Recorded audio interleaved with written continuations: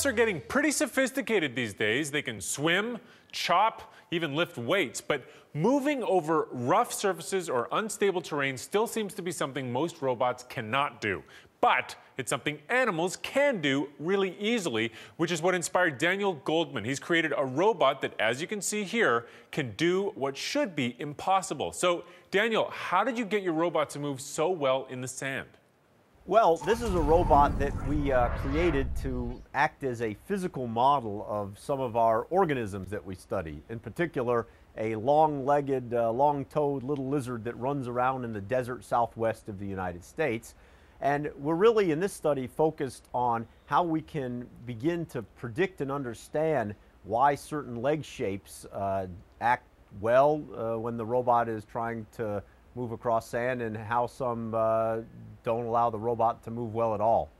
I'm looking at your robot's legs, though. They don't look too much like lizard legs. They look sort of like concave C shapes. Well, how did you come up with that shape?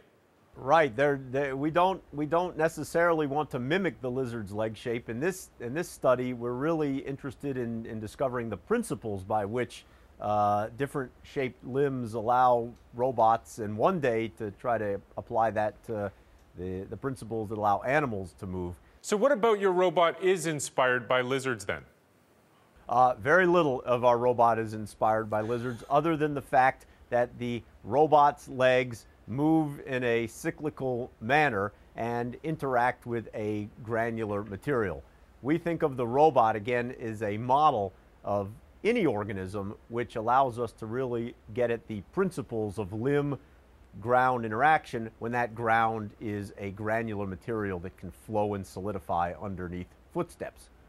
But surely, I mean, those lizards are better on the sand than I would be, for example. So is there something about the way those lizards compare to other animals that inspired you?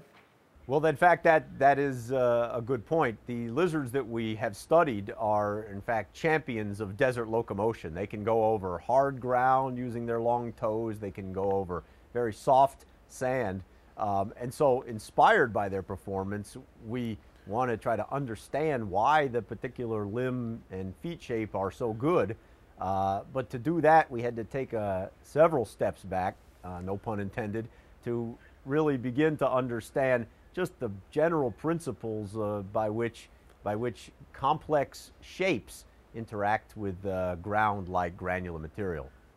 So how does your robot compare to, say, a tank with its treads or the Mars rover with its wheels? Is it better?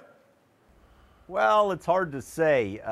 In terms of numbers of body lengths per second that it can move, I'd say it's quite impressive. But at this point, it's hard to make a direct comparison. We hope with our new pterodynamics, the theory and models that allow us to compute the performance of different devices, including wheels and leg devices, we can get some systematic understanding and comparison of these different modes of locomotion.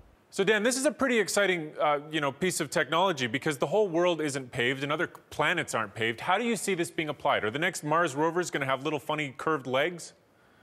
Well, you'll have to ask NASA about that, but we think that that using our pterodynamics, our system to understand forces on arbitrarily shaped intruders, can help designers create effective limbs for different variety of granular material. Well, thanks so much for talking to us, Dan. My pleasure. Thank you very much.